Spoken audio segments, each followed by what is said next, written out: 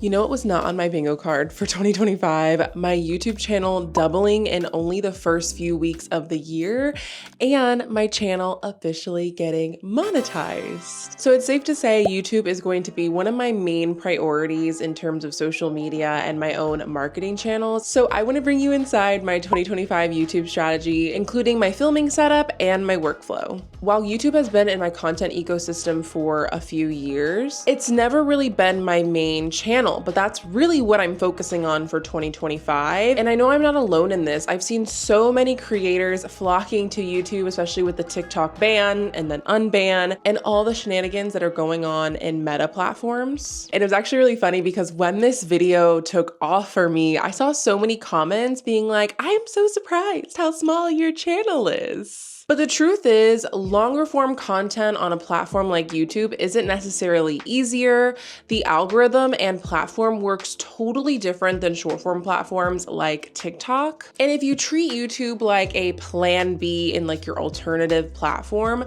you'll never really see results from it. So it has been really slow, steady growth. And that has led me to where I'm at, feeling really confident in my current strategy. So let's get right into my 2025 YouTube strategy. And my approach might be a little bit different. For context, not only am I a creator that makes sales from digital products, resources, workshops, but also through brand partnerships, but I also have a service-based business with my agency, Shine Studio. And any good strategy really starts with identifying what your goals are. So my goals for my channel this year is consistent growth from every single video. Yes, it would be nice to have a few blips like that one video that brought in so many subscribers, but really I just want my channel to be continuing to grow and have those ebbs and flows in subscribership, viewership, and everything like that. Also, I'd love to have continued brand partnerships. Even though I classify my channel as being pretty small compared to my other marketing channels like my Instagram, I've been able to land some really awesome partnerships. Maybe you've seen some of my Riverside partnerships, my Flowdesk series that I've done.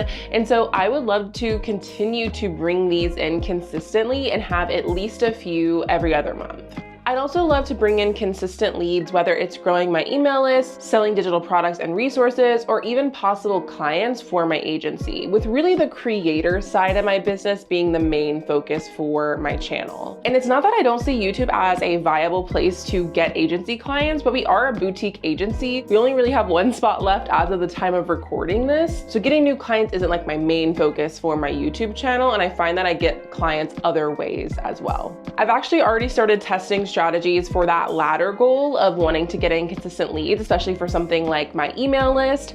And so for the series I just did, the Simple Video Systems series, which you definitely should go watch if you haven't already, I essentially created a specific freebie for that series to get new subscribers to my email list. So I made a workbook that essentially guided you through each part of the series, and just to really see like how many people would be interested in opting in for something free, joining my email list, which is like another touch point, another way that I can connect with them, they can get content, and maybe eventually convert into a sale for something like a workshop that I'll be hosting soon. And I was super surprised by the results so far, and it only took me a little bit of time to set up the workflows, the forms, and create the free resource. So if you want me to do a follow-up video on this, definitely let me know. But now let's get into my actual YouTube strategy. So the first part of my strategy is that it is a video podcast. I have an entire playlist on this strategy, which is something I started testing when I was actually growing my podcast. I was so surprised at how much it grew my podcast. And so over the past few years since doing that,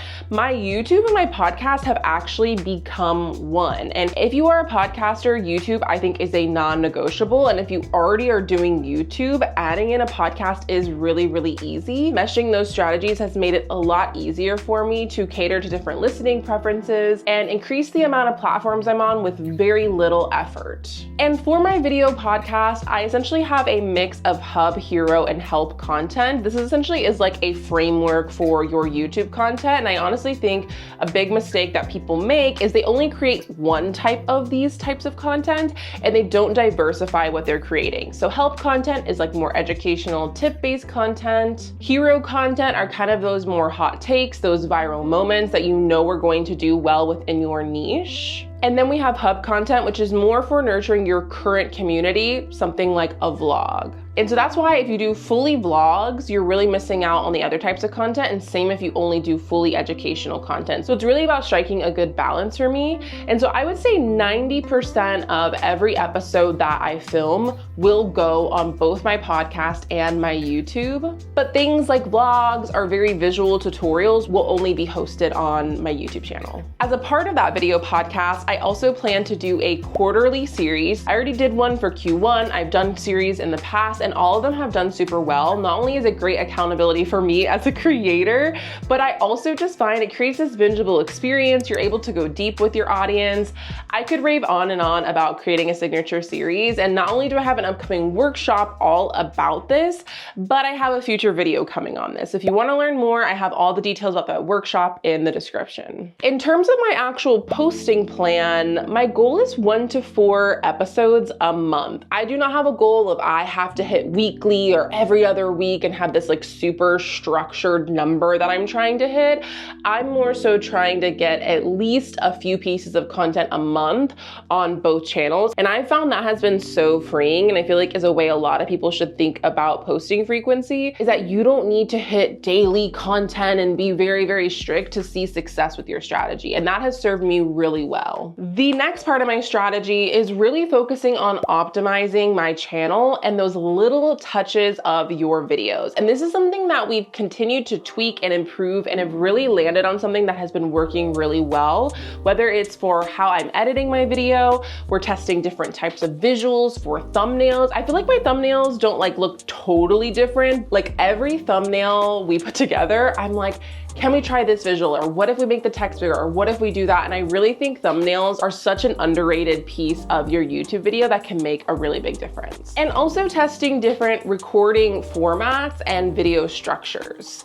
So video structures was also one of the predictions I shared in my 2025 What's Working video when it comes to video content. So I've really been honing in on how I'm doing the introduction of my video, how long each section is, how long my video is, how many visuals like B-roll am I adding on top of videos? Do I want to add parts where there's a voiceover with a lot of B-roll and more of like a demo? So I've really been working on how to optimize each piece of content I put out versus just getting comfortable, just sitting down, recording, and just crossing my fingers and toes and hoping for the best. So now that you've gotten some context on my goals for 2025 and how that has reflected into the strategy that I'm focusing on, I am going to share my current workflow and setup for recording and executing this strategy. So step number 1 is actually planning my video episodes on my content calendar. I like to plan out a few months of content in advance so I can stay on top of batching and always have something that's ready to outline or record. So I'm either doing this on my own or when I have strategy calls with my editor, Taylor. These are the main things that I like to pull content ideas from when planning out this content. The first thing is any upcoming launches or promotions that I have. So for example, I'm doing a workshop all about creating a signature video series. So I have a video dedicated to video series to promote it. The next thing is any timely content that's relevant for my industry. So for example, that video that did really well at the beginning of the year was all about 2025 predictions. It was posted in January. That is a perfect example of timely content. Another example of something I could do maybe later on in the year, right before like Black Friday and the holidays, is doing something around sales content, launches, or campaigns. The next thing is really from comments and replies and messages that I get from you watching this video. So if I post something and you say you want a follow-up, or if you say you have a question or an idea or something you'd like me to cover more on, that goes right into my content calendar, which is a really great way to get people watching not just one of your videos, but a future video. But it also makes sure that I'm creating content my audience is really interested in and not just content I want to create. And the last thing is brand partnerships. Not only am I only partnering with brands that I love, use, and swear by, but I want to make sure that when I'm putting out a video, whether it's a dedicated video to a specific brand, or if it's more of a natural integration, I want to make sure they actually like make sense together when I'm planning my content calendar, and I'm not forcing it just for the sake of having a sponsored video. From there, we go into step 2, which is where I outline and script all of those ideas on my content calendar. So I literally have my outline off to the side right now as I'm recording this. And this not only has like main bullet points that I want to touch on, it really has like that hook and that introduction that I want to make sure I say. It also has any main things I want to include for any ad spots, for a brand partnership. So this is kind of my roadmap while I'm recording.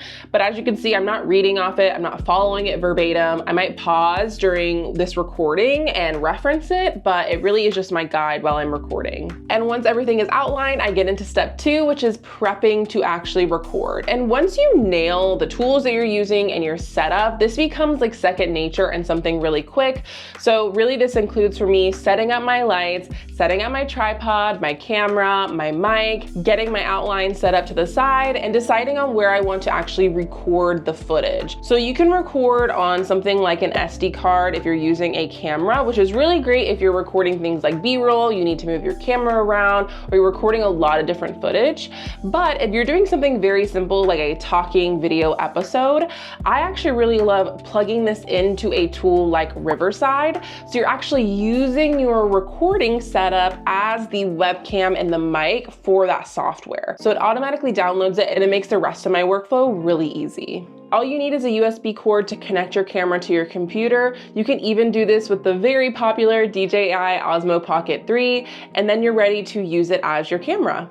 If you've gotten this far, I know you're focusing on video podcasting or YouTube this year. I highly recommend Riverside as the all-in-one studio to help you record, live stream, edit, and even promote your content. Some of my favorite features that I love to use for my YouTube podcast include 4K video and audio recording, since Riverside always records on your device first, which helps maintain recording quality no matter what your internet connection is. And trust me, this is way better than Zoom and way quicker than uploading content from an SD card. They also have tons of AI tools to help you finalize your content by pulling social clips with tools like Magic Clips and easily generate closed captions for that content. Riverside is the only tool you need to execute the setup and the workflow that I'm sharing in this video. And you can try Riverside for 15% off using my code SHINE. Step number 4 is to actually get recording. And this is where I'll record not only the main footage, but then any B-roll, screen shares, screenshots, or sourcing any visuals.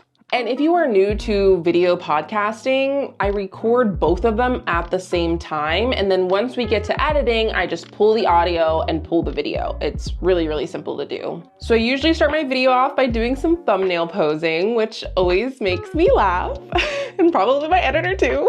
I just think it's so much easier to pose for my thumbnails while I'm recording versus like taking photos on my camera or something else. And then for the most part, I record one or maybe a few long clips for the main sections or angles in my video. And then I just pause whenever I need a break to recollect my thoughts, to re-say something, or to reference my outline. As someone who is still tweaking and improving my recording setup, what I found make the biggest difference is lighting. As much as I love natural lighting, even something like the panels that I use for my lighting setup, which really doesn't take a lot of effort. I have a light on me and then I have a light on my background so it's not so shadowy and dark.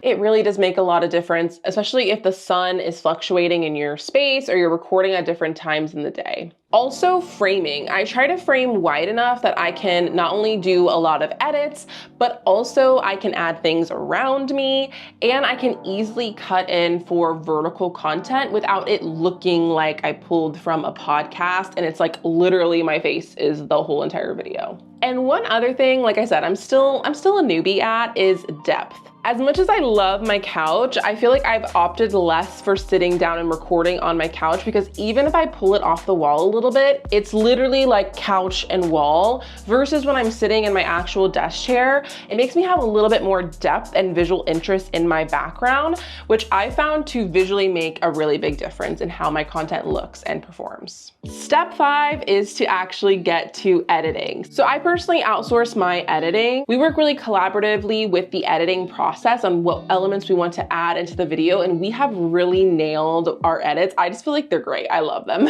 And this also includes the edits for the thumbnail. But even if you're not in a place to outsource your editing and you want to do something similar to the strategy and workflow that I'm sharing, that is where a tool like Riverside comes in handy, because you can not only use AI to edit down and finalize your content, you also can essentially edit in a doc, which makes finalizing your episode so simple and easy. And it's also really easy to save the audio file and the video file from Riverside and get crispy, high quality recordings for both.